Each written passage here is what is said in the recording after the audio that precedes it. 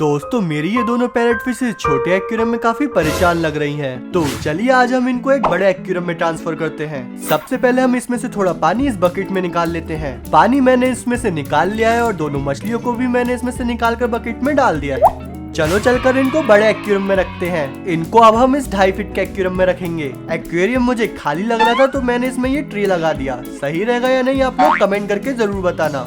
दोनों parrot fish को मैंने इस एक्वेरियम में डाल दिया है और नेक्स्ट पार्ट में हम छोटे वाले एक्वेरियम के लिए कुछ नई मछलियां लेकर आएंगे।